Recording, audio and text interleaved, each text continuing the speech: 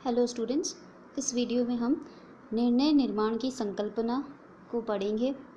इससे पहले हम निर्णय निर्माण के बारे में बहुत कुछ पढ़ चुके हैं कि सामूहिक निर्णय निर्माण की कौन कौन सी टेक्निक्स थी।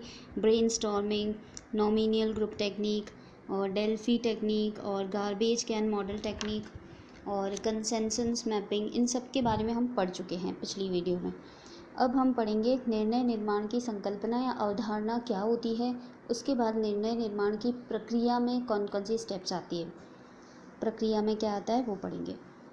तो निर्णय निर्माण की संकल्पना आज का टॉपिक है।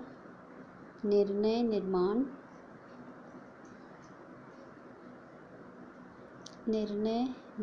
की संकल्पना। निर्णय निर्माण का क्या मतलब होता है? निर्णय निर्माण का मतलब डिसीजन मेकिंग।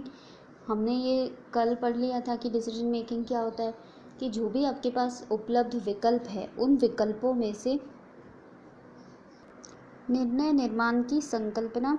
इसमें निर्णय निर्माण होता क्या है? डिसीजन मेकिंग का मतलब होता है उपलब्ध विकल्पों में से किसी एक का चयन करना, और जो भी चयन कर रहे हैं जिस विकल्प का वो सही होना चाहिए। लेकिन हम इंसान लोग अपने तरीके से अपना डिसीजन ले लेते हैं, निर्णय निर्माण कर लेते हैं किसी टॉपिक पर, किसी भी समस्या पर। जो भी आपके सामने समस्या होती है, जैसे 4-5 रास्ते हैं, उनमें से किस रास्ते पर आपको जाना है या कौन सा करियर सेलेक्ट करना है, क्या डिसीजन सही रहेगा, वो उस टाइम के लिए आप सोच लेते हो। लेकिन ये आपके हिसाब से वो डिसीजन सही रहता है, लेकिन हो सकता है वो डिसीजन विवेकशीलता से नहीं लिया गया हो सकता है वो डिसीजन गलत भी हो। तो ये डिसीजन के बहुत सारे पॉजिटिव एस्पेक्ट भी है और नेगेटिव एस्पेक्ट भी है। अब निर्णय निर्माण की संकल्पना में क्या आता है? इसमें उपलब्ध विकल्पों में से एक विकल्प का चयन करना होता है। यह सबसे बेहतर का चयन नहीं होता है। ज़रूरी नहीं है जो आपने डिसीजन लिया है या जो आपने ऑप्शन सेलेक्ट किया है वो बिल्कुल सही हो या बेहतर हो, सबसे बेहतर हो, ये ज़रूरी नहीं है। एक आम धारणा ऐसी होती है कि व्यक्ति सबसे बेहतर निर्णय निर्माण कर सकता है। आम धारणा यही होती है कि व्यक्ति बेहतर निर्णय कर सकता है। वह निर्णय निर्माण में पूर्णतः विवेकशीलता को आधार मानकर चल सकता है, कि अगर वो विवेकशीलता से निर्णय लेता है तो वो व्यक्ति बेहतर निर्णय कर सकता है। ये आम धारणा है, जबकि वास्तविक अर्थों में ऐसा संभव नहीं है। हर्बर्ट साइमंड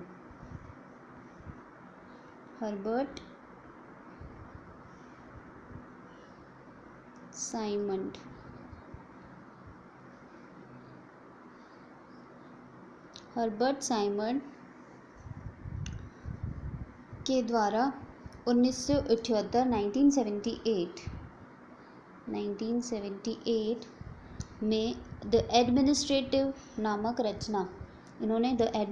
नामक रचना में किसी बुक में ये निर्णय निर्माण की संकल्पना का प्रस्तुतिकरण किया। बताया कि निर्णय निर्माण क्या होता है, और उन्हें अर्थशास्त्र में नोबेल पुरस्कार दिया गया। हर्बर्ट साइमन ने समझाया कि मनुष्य पूर्णतः विवेकशील प्राणी नहीं हो सकता। वो सबसे बेहतर निर्णय निर्माण नहीं कर सकता है। इसके निम्नलिखित कारण हैं। हर्बर्ट साइमन ने बताया कि जो मनुष्य है वो सबसे बेहतर निर्णय निर्माण नहीं कर सकता है, पूर्णतः विवेकशील प्राणी नहीं हो सकता है। इसके निम्नलिखित कारण भी बताए। इसमें सबसे बेहतर निर्णय लेने के लिए कौन कौन से ऐसे कारण हैं जिसकी वजह से बेहतर निर्णय नहीं ले पाता। किसी व्यक्ति के पास, पहला कारण है, किसी व्यक्ति के पास कार्यों से संबंधित संपूर्ण ज्ञान होना चाहिए। कोई भी अगर कार्य करना है, कोई डिसीजन लेना है, तो उस टॉपिक से संबंधित पूरा ज्ञान होना चाहिए, तभी तो डिसीजन ले पाएगा। अगर उस टॉपिक से संबंधित पूरा ज्ञान ही नहीं होगा तो कैसे डिसीजन लेगा? और ज्ञान की तो कोई सीमा होनी ही होती। अतः कोई भी व्यक्ति महत्वपूर्ण निर्णय जो भी वो लेता है वो संपूर्णतः नहीं कहा जा सकता कि वो 100% सही है या उसे उस पूरे टॉपिक का ज्ञान हो। वापस सुन लो, किसी व्यक्ति के पास कार्यों से संबंधित संपूर्ण ज्ञान होना चाहिए। अतः ज्ञान की कोई सीमा नहीं होती। अतः कोई भी व्यक्ति संपूर्ण नहीं है कि उसे हर तरीके का ज्ञान हो। कोई भी यहाँ पे परफेक्ट नहीं है हर काम में। कि उसे हर तरीके का ज्ञान हो किसी भी व्यक्ति को, इसलिए डिसीजन लेने में कहीं ना कहीं कोई प्रॉब्लम भी हो सकती है। ये नहीं कहा जा सकता कि वो 100% विवेकशील प्राणी है। सबसे बेहतर निर्णय निर्माता बनने के लिए यह जरूरी है कि तथ्यों के आधार पर निर्णय हो, फैक्ट्स देखे जाएं, उसी के आधार पर डिसीजन होना चाहिए। और मूल्यांकन के लिए सबसे बेहतर तकनीक भी अवेलेबल हो। जबकि मनुष्य क्या है, भावनात्मक प्राणी है, कभी कभी भावनाओं में बह के डिसीजन ले लेता है। तो मनुष्य एक भावनात्मक प्राणी है, ये भी एक प्रॉब्लम है। निर्णय निर्माण सिर्फ तथ्य के आधार पर नहीं होते, बल्कि मूल्य भावनाएं भी महत्वपूर्ण होती है। इसमें कहने का मतलब सिर्फ तथ्य को ही नहीं देखना चाहिए, कुछ भावनाओं का भी महत्वपूर्ण होता है। कहीं कहीं पर भावनाएं भी इम्पोर्टेंट होती है और कहीं कहीं पर तथ्य भी इम्पोर्टेंट होते हैं। तो उस टाइम डिसीजन लेने के लिए दोनों के बीच में बैलेंस बनाना ये बहुत ज़रूरी होता है। तकनीकी विकास लगातार होता रहता है, इसलिए यह कहना कि बेहतर तकनीक उपलब्ध होगी ये भी संभव नहीं है कि जिस टाइम डिसीजन लिया जा रहा है उस टाइम बेटर टेक्निक का यूज़ किया गया है, ये नहीं कहा जा सकता। क्योंकि हर बार क्या होता है, तकनीकी बदलती रहती है, विकास लगातार होता रहता है। कोई सबसे बेहतर निर्णय करने वाला व्यक्ति तभी हो सकता है जब समय और ऊर्जा की उसके पास उपलब्धता हो, जब उसके पास समय भी हो, ऊर्जा भी हो और वातावरण के कारक निश्चित हो।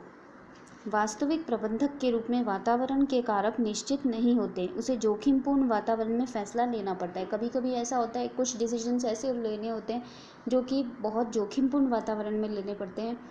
कोई ऐसा एनवायरनमेंट क्रिएट हो जाता है जहाँ पे आपको नहीं पता होगा कि आपको आगे क्या डिसीजन लेना है, लेकिन जैसा आपके पास उस टाइम जो भी सोर्सेज अवेलेबल है आप उसके अकॉर्डिंग डिसीजन ले लेते हो। तो जोखिमपूर्ण वातावरण में उस टाइम फैसला लेना पड़ता है। उस टाइम आपके पास ऑप्शंस भी लिमिटेड होते हैं, विकल्प सीमित होते हैं और कम समय में फैसला करना पड़ता है। यही कारण है कि कोई भी प्रबंधक सबसे बेहतर निर्णय निर्माता नहीं हो सकता। तो बेहतर बनने का प्रयास करता है, किंतु उसे उपयुक्त कमियों की वजह से एक संतोषजनक प्रभाव प्रस्तुत करने वाले विकल्प का चयन करना पड़ता है। उस टाइम वो क्या करता है, जो भी संतोषजनक उसको लगता है ऐसे विकल्प का वो चयन कर लेता है। और यही वास्तविकता है। तो ये पूरा डिसीजन मेकिंग के अंदर 4 से 5 पॉइंट आपको मैंने पढ़ा दिए। 4-5 पॉइंट हैं ये सारे वो कारण थे जो ये बताते हैं कि कोई भी व्यक्ति बेहतर निर्णय निर्माता नहीं हो सकता है। और क्यों नहीं हो सकता है, उसके सारे कारण मैंने आपको बता दिए। ये पूरी हुई निर्णय निर्माण की अवधारणा या संकल्पना। अब निर्णय निर्माण की प्रक्रिया, नेक्स्ट टॉपिक आता है निर्णय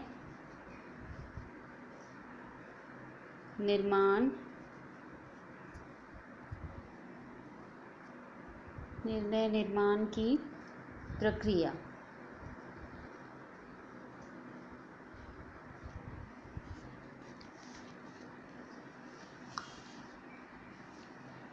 निर्णय निर्माण की प्रक्रिया कैसे संपन्न होती, कैसे एक निर्णय लिया जाता है कि कोई किसी भी टॉपिक पर अगर कोई डिसीजन लेना है तो वो किस तरीके से लिया जाएगा, कैसे उसका प्रोसेस चलेगा। निर्णय निर्माण करने के लिए, डिसीजन मेकिंग करने के लिए कैसे प्रोसेस चलता है, यही इसके अंदर अपन को पढ़ना है।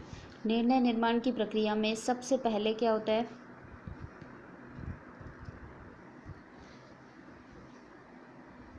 बौद्धिक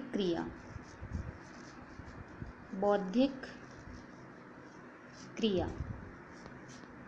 निर्णय निर्माण करने के लिए, किसी भी डिसीजन को लेने के लिए बुद्धि होना आवश्यक है, बौद्धिक क्रिया होना आवश्यक है। बौद्धिक क्रिया, इसमें क्या लिखोगे, यह किसी भी प्रबंधक के लिए अत्यधिक महत्वपूर्ण होता है। कोई भी जो मैनेजर होगा उसके लिए ये बहुत महत्वपूर्ण होता है जिसको निर्णय निर्माण करना है। इसमें उन अवसरों की तलाश की जाती है जहाँ पर निर्णय निर्माण करना ज़रूरी है। ऐसे अवसर तलाशे जाते हैं जहाँ पे डिसीजन लेना ज़रूरी है। यह ध्यान रखा जाना चाहिए कि किसी भी समस्या के उत्पन्न होने के उपरांत ही निर्णय निर्माण नहीं होता। मतलब जैसे ही समस्या, कोई प्रॉब्लम फेस हुई और उसका डिसीजन ले लिया, ऐसा नहीं होता है। उसके बारे में सोच विचारना पड़ता है। पहले ही चरण में सूचनाओं की प्राप्ति, भौतिक व्यवस्था इत्यादि तमाम पहलुओं को तय किया जाता है जिसकी सहायता से निर्णय निर्माण होता है। सूचना और भी इन्फॉर्मेशन उस टॉपिक से रिलेटेड, जो भी इन्फॉर्मेशन उस टॉपिक से रिलेटेड मिल सकती है वो ली जाती है। उसके बाद उसकी भौतिक व्यवस्था क्या है, तमाम पहलुओं को तय किया जाता है उस टॉपिक से रिलेटेड जो भी समस्या है, फिर उसके बाद निर्णय निर्माण होता है। तो बौद्धिक क्रिया मतलब सोच विचार कर पूरा उस टॉपिक पर सोच कर उससे इन्फॉर्मेशन लेके और फिर उस पर निर्णय निर्माण किया जाता है। तो ये पहली प्रक्रिया जो होती है वो इसके अंदर बौद्धिक क्रिया होती है। दूसरा, सूचनाओं की प्राप्ति तो बौद्धिक क्रिया से होती है। फिर रूपरेखा निर्माण, दूसरा होता है रूपरेखा निर्माण। रूपरेखा कि किस तरीके से डिसीजन लिया जाएगा, उसकी रूपरेखा ड्रॉ करना, कह सकते हैं एक मैप ड्रॉ कर लेना पहले ही। रूपरेखा निर्माण, जिस विषय वस्तु या समस्या पर निर्णय लेना है उसके संदर्भ में उपयुक्त उपलब्ध जो भी विकल्प है उनका चयन करना। जो भी उपयुक्त या उपलब्ध विकल्प है उनका चयन करना। जितना ज्ञान अनुभव कौशल और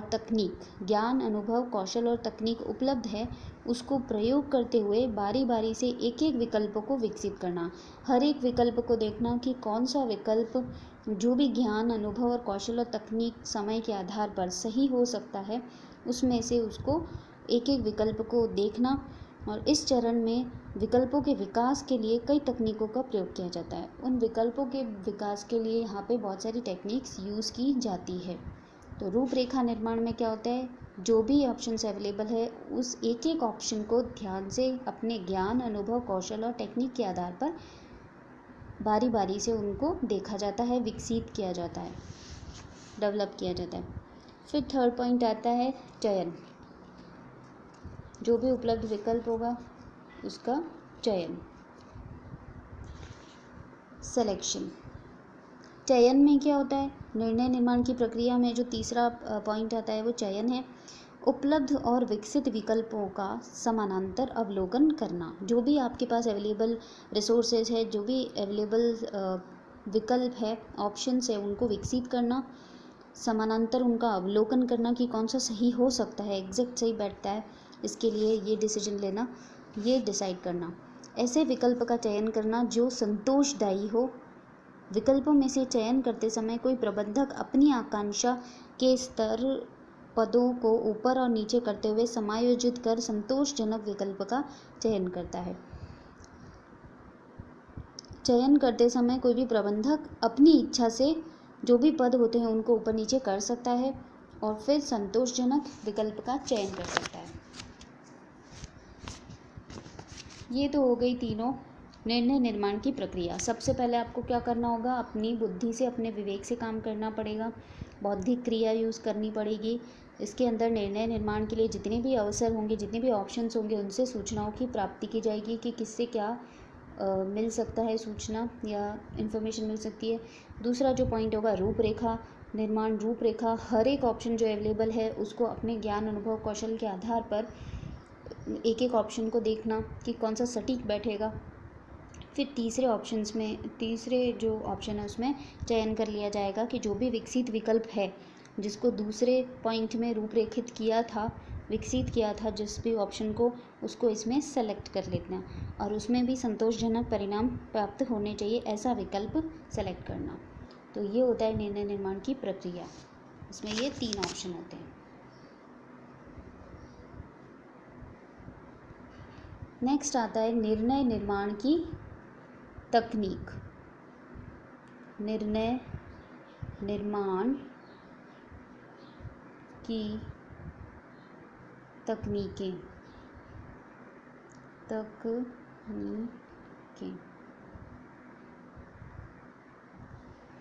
कौन कौन सी ऐसी टेक्निक्स है जिसके थ्रू निर्णय निर्माण किया जा सकता है, डिसीजन मेकिंग की जा सकती है। कैसे हम डिसाइड कर सकते हैं कि ये सही है या ये सही है, कौन सा ऑप्शन सही है। 4 ऑप्शन आपको दिए जाते हैं एग्ज़ाम में, तो आप क्या करते हो, सबसे पहले क्या करते हैं, क्वेश्चन पढ़ते हो कि समस्या क्या है। क्वेश्चन पढ़ने के बाद क्या करते हो, आप चारों ऑप्शंस को ध्यान से देखते हो कि हाँ इस क्वेश्चन का ये 4 ऑप्शन दिए हुए हैं। अब इन चारों में से कौन से ऐसे हैं जो इस टॉपिक से, इस समस्या से संबंधित ही नहीं है, सबसे पहले उसको हटाओगे। तो संबंधित ही नहीं है, उन 2 को हटा दिया मान लो, 4 ऑप्शंस दिए हुए थे, जो क्वेश्चन था उसके अकॉर्डिंग 2 आपको लगा कि 2 ऑप्शंस जो हैं वो इस समस्या से संबंधित ही नहीं है, दूर दूर तक कोई लेना देना नहीं है, तो 2 ऑप्शन आपने हटा दिए। फिर बचे 2 ऑप्शन, उन 2 ऑप्शंस को आपने सही से देखा कि कहीं वो समस्या से रिलेट कर रहे हैं, क्वेश्चन से रिलेट कर रहे हैं। हो सकता है कि दोनों ही आंसर हो सकता है दोनों में से एक हो। आपके दिमाग में ऐसे ही आएगा उस टाइम जब आप क्वेश्चन सॉल्व करोगे कि ये भी सही हो सकता है, ये भी सही हो सकता है दोनों ही इसके आंसर हो सकता है प्रिंटिंग मिस्टेक हो गई हो सकता है ये सही हो सकता है वो सही हो। इस तरीके के क्वेश्चंस आते हैं जब हम डिसीजन लेते हैं, जब हम क्वेश्चन सॉल्व करते हैं। तो 2 अगर आपने पहले ही ऑप्शंस हटा दिए कि हाँ ये तो गलत है, ये तो 100% है, अब जो 2 ऑप्शन बचे हैं उनमें से आप डिसाइड करते हो कि एग्जैक्टली कौन सा बैठता है। वहाँ पर आप अपने विवेक का इस्तेमाल करते हो, अपनी बुद्धि का इस्तेमाल करते हो। तो ये आप निर्णय निर्माण की टेक्निक वहाँ पर लगाते हो जब एग्ज़ाम होता है। अब यहाँ पे निर्णय निर्माण की बहुत सारी टेक्निक्स होगी कि कैसे आप निर्णय निर्माण कर सकते हो, डिसीजन मेकिंग कर सकते हो, सेलेक्ट कर सकते हो कि कौन सा सही है कौन सा गलत है। डिसीजन ट्री ये पहली टेक्निक है जिसके थ्रू डिसीजन लिया जाएगा। ये निर्णय निर्माण की पहली तकनीक है डिसीजन ट्री। इसमें क्या होता है, जो भी ऑप्शंस अवेलेबल होते हैं या इसमें विकल्पों को इस प्रकार से व्यवस्थित किया जाता है कि उस विकल्प में निहित समस्याएं, जिससे बाधाओं का ज्ञान हो, जो भी समस्याएं हैं उनका ज्ञान हो, और चुनौतियां किसी प्रबंधक को सरलता से प्राप्त हो जाए। और अंततः प्रबंधक ऐसे विकल्प को चुनता है जिससे नाम मात्र की चुनौती या बाधाएं हों। मतलब ये डिसीजन ट्री है। यहाँ पे कोई इस तरीके से ये R1 रूट है, मान लो ये रास्ता है R2 और ये रास्ता है मान लो R3।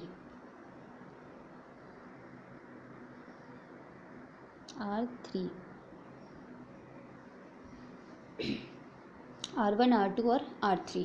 अगर फिज़िक्स आती होगी तो पता होगा कि फ़िज़िक्स में भी ऐसे समानांतर श्रेणी क्रम, वो जो उसमें पढ़ते हैं ना, एक टॉपिक आता है फिज़िक्स के अंदर, उसमें भी ये सारी चीज़ें पढ़ते हैं। कंप्यूटर साइंस में भी डिसीजन ट्री पढ़ते हैं। तो डिसीजन ट्री क्या होता है कि एक ट्री है जिसके अंदर मान लो इसमें जो भी आपको विकल्प अवेलेबल होते हैं, इसके अंदर जो भी आपके पास ऑप्शंस है, जैसे R1 R2 R3, 3 रास्ते आपको दिख रहे हैं यहाँ पे कि 3 रास्ते से होके और यहाँ से जा सकता है। ये डिसीजन है, आपको इधर जाना है, इधर जाना है या फिर इधर जाना है, इन तीनों में से डिसाइड करना है।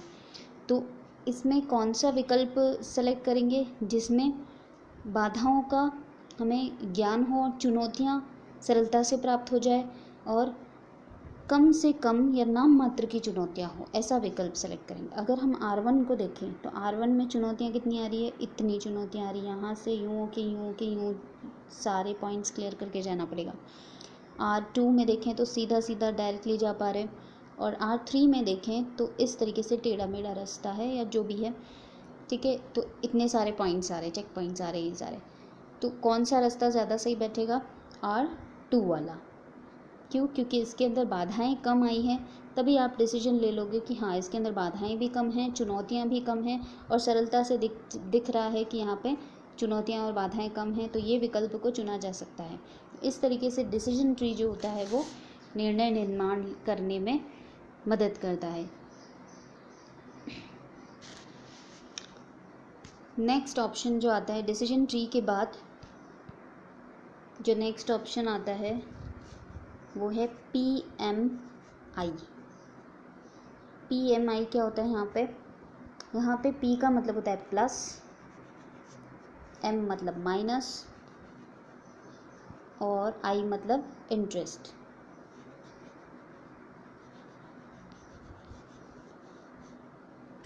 प्लस माइनस इंटरेस्ट, ये डिसीजन करने के लिए टेक्निक्स होती है। पहली दो टेक्निक कौन सी थी? निर्णय निर्माण की तकनीक पहली डिसीजन ट्री, दूसरा PMI। PMI क्या है? पॉजिटिव, नेगेटिव और इंटरेस्ट। इसमें क्या होता है, विकल्पों का विकास इस तरीके से किया जाता है कि कोई प्रबंधक ये स्पष्टता से जान सके कि विकल्पों की क्या लागत और क्या नुकसान है। मतलब विकल्पों के लागत क्या क्या लगेगी और उसके नुकसान क्या क्या हो सकते हैं, इसको प्लस माइनस को ध्यान में रखा जाता है। मतलब प्रॉफिट और लॉस को ध्यान में रखकर और इंटरेस्ट को ध्यान में रखकर काम किया जाता है।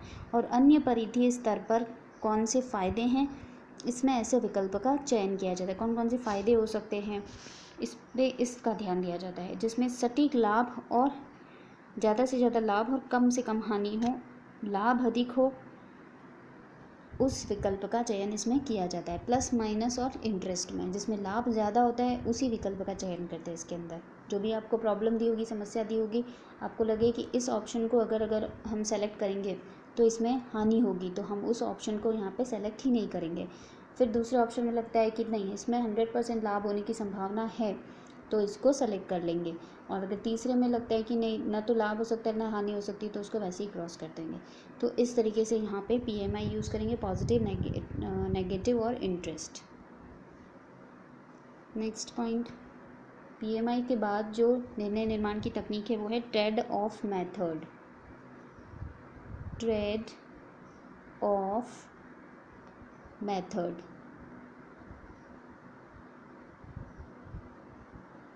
Trade off method. Trade off method क्या होता है? ट्रेड ऑफ मेथड यह एक ऐसी पद्धति है, ट्रेड ऑफ मेथड एक ऐसी पद्धति है जिसमें विकल्पों को गणितीय मान में परिवर्तित किया जाता है। जैसे विकल्प हैं कोई भी, जैसे A, B, C कुछ भी ऑप्शन है, उनका गणितीय मान निकाला जाता है। जैसे A का 60, B का 20 और C का 40। इस तरीके से गणितीय मान निकाला जाता है। जो भी विकल्प होगा उसको मैथमेटिकल वैल्यूज़ में कन्वर्ट कर देते हैं। यह एक ऐसी पद्धति है जिसमें विकल्पों को गणितीय मान में परिवर्तित किया जाता है, जिसमें विभिन्न विकल्पों के बीच अंतर को स्पष्टता से समझा जा सकता है।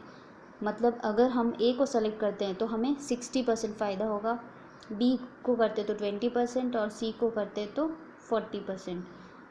मतलब उसको मैथमेटिकल वैल्यूज़ में चेंज कर दिया ताकि वो जल्दी से समझ में आए कि कौन सा वाला ऑप्शन बेटर रहेगा। ऐसी पद्धति को अपनाने पर निर्णय निर्माण आसान हो जाता है। सकारात्मक और नकारात्मक प्रभाव डालने वाले विकल्पों के बीच अंतर स्पष्टता से समझा जाता है, किंतु जोखिम अधिक इसके अंदर होता है। यदि किसी विकल्प की गणना ठीक से नहीं की गई हो तो उसके गणितीय परिणाम कम बताए गए हों तो ये संभव है कि वो सबसे बेहतर विकल्प हो, और इसमें जोखिम बहुत ज़्यादा है।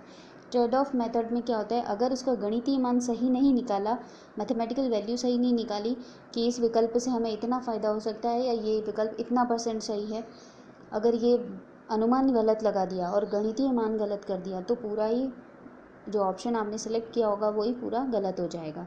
इसमें जोखिम बहुत ज़्यादा होता है, रिस्क बहुत ज़्यादा रहती है, गलत होने की संभावना बहुत ज़्यादा रहती है। फिर उसके बाद आता है हाइब्रिड मेथड।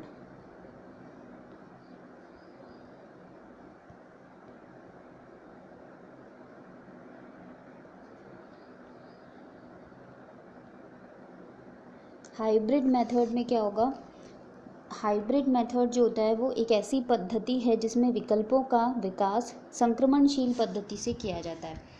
ऐसे विकल्प को मूल्यांकन के लिए लिया ही नहीं जाता जिससे अच्छे और बुरे परिणाम आते हों। यही कारण है कि विकल्पों के गणितीय परिणाम एक दूसरे से काफ़ी नज़दीकी रहते हैं। यही कारण है कि प्रबंधकों के लिए सुविधाजनक स्थिति का निर्माण करते हैं ताकि किसी भी विकल्प का चयन करने पर ना तो बहुत अच्छा और ना ही बहुत बुरा परिणाम सामने आए। मतलब हाइब्रिड मेथड में क्या करते हैं, जो भी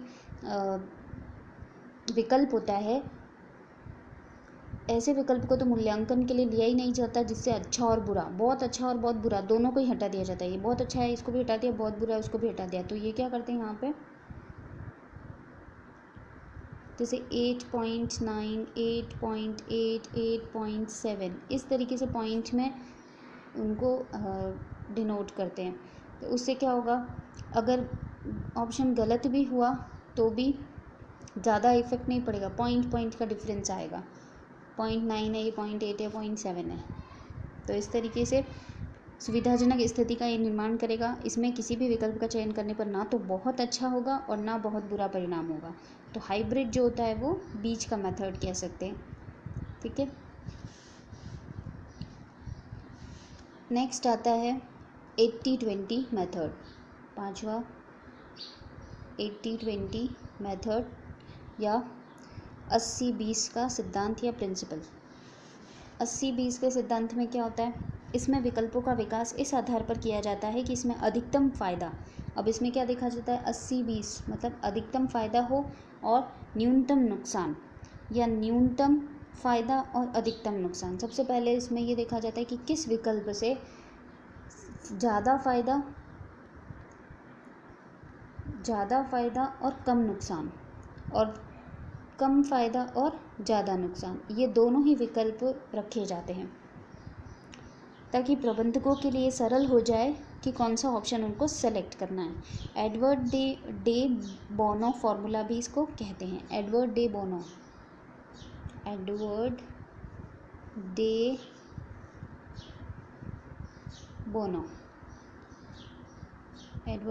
फार्मूला भी किसको कहते हैं, 80-20 प्रिंसिपल को 80-20। 80-20 में क्या होगा, ज़्यादा फ़ायदा कम नुकसान, और कम फ़ायदा और ज़्यादा नुकसान, दोनों ही ऑप्शंस को सेलेक्ट किया जाता है। फिर उनमें से क्या होता है, वापस प्रबंधक जो भी होते हैं, मैनेजर, वो सही ऑप्शन को सेलेक्ट करते हैं।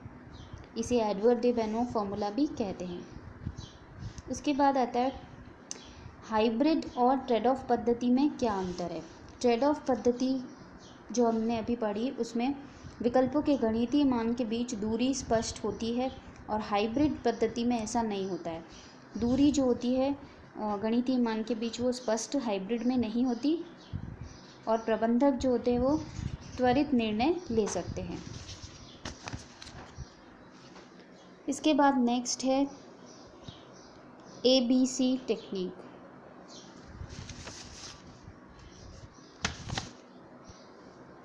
ABC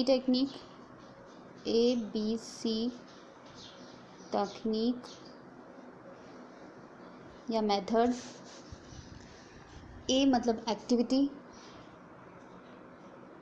A मतलब होता है एक्टिविटी, B मतलब बेस्ड, C मतलब costing. Activity based costing. Activity based costing ABC technique क्या होती है, यह एक ऐसी पद्धति है जिसमें निर्णय निर्माण के लिए विकसित उपलब्ध विकल्पों को इस प्रकार से विकसित किया जाता है जिससे लाभ विश्लेषण सरल हो सके, क्योंकि इसमें प्रत्येक गतिविधियों की लागत को दर्शाया जाता है। हर गतिविधि की जो लागत होती है, एक्टिविटी बेस्ड कोस्टिंग मतलब जो भी एक्टिविटी होगी उस पे बेस्ड कोस्ट कर देते हैं कि ये इतना इतना इतना, तो उससे क्या होगा, जो भी लाभ विश्लेषण सरल हो पाएगा, कितना मतलब लगेगा इसके अंदर इन्वेस्ट करना पड़ेगा, वो सरल हो पाएगा। और इसमें प्रत्येक गतिविधि की लागत को दर्शाया जाता है कि कितना पैसा इस विकल्प में लग जाएगा, कितना पैसा दूसरे विकल्प में लग जाएगा, फिर जिससे कम लागत होगा और लाभ ज़्यादा होगा, ऐसा इसमें चयन किया जाएगा, ऐसा विकल्प प्रबंधक चयन करेगा। जिसमें कम लागत लगेगी, मतलब पैसा कम लगाना पड़ेगा और लाभ अधिक होगा, प्रॉफिट ज़्यादा होगा। तो ABC टेक्निक के अंदर एक्टिविटी बेस्ड कोस्टिंग की जाती है, जिसमें कम लागत और अधिक लाभ वाले विकल्प का चयन किया जाता है। नेक्स्ट ऑप्शन आता है catch ball method. Catch ball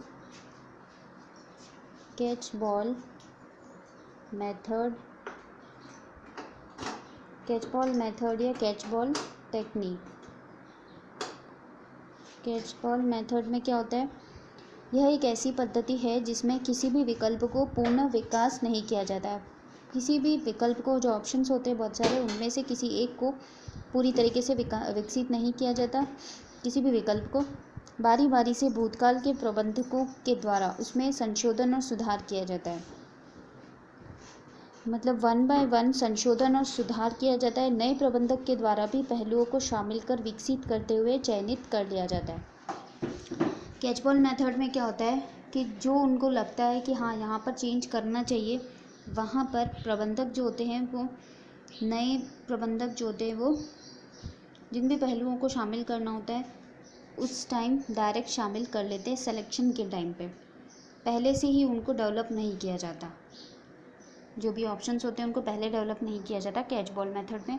बाद में जैसे जैसे वो विकसित होते हैं उसी टाइम पे वहाँ पे नए पहलुओं को शामिल किया जाता है ऑप्शंस के अंदर।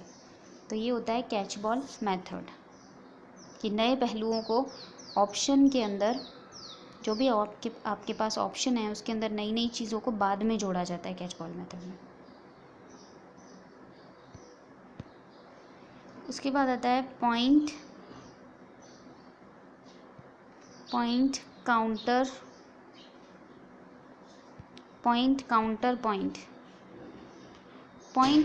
Point method.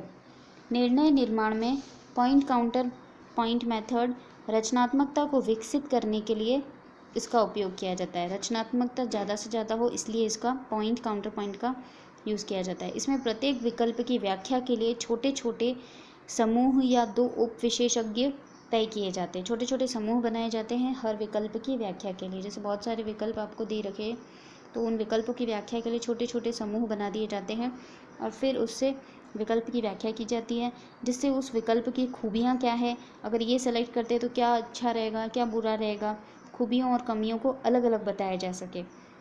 To the point इसके अंदर खूबियों को और कमियों को बताया जाता है। इससे निर्णय निर्माण में नवाचार उत्पन्न होता है और ऐसे संगठन में किया जाता है जो बहुत पुराना हो, भले ही वह सफल संगठन हो, जो आगे बढ़ना चाहता है उनमें भी ये किया जा सकता है। तो पॉइंट काउंटर पॉइंट मेथड मतलब हर एक पॉइंट को इसमें ध्यान रखा जाता है, चाहे वो पुराना संगठन हो, और खूबियों और कमियों को अलग अलग बताया जाता है। हर ऑप्शन की खूबी और कमी बताई जाती है। नेक्स्ट और लास्ट, ऑपरेशनल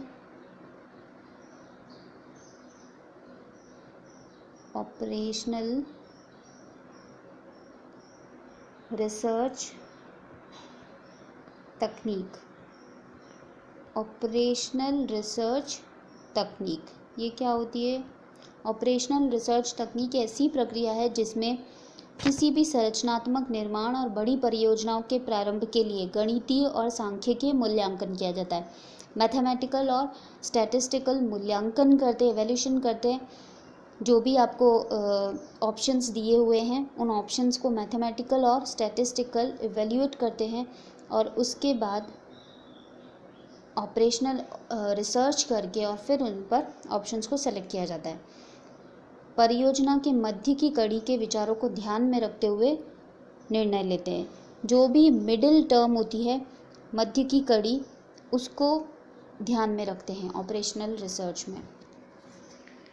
कोई भी बड़ी परियोजना प्रारंभ करते हैं तब इस तकनीक का उपयोग करते हैं। इसमें गणितीय और सांख्यिकीय मूल्यांकन करते हैं और मध्य की जो कड़ी होती है, जो भी परियोजना की मध्य की कड़ी है, उसके विचारों को ध्यान में रखते हुए निर्णय लेते हैं या जो ऑप्शन होता है उसको सेलेक्ट करते हैं। तो ये हो गई ऑपरेशनल रिसर्च टेक्निक।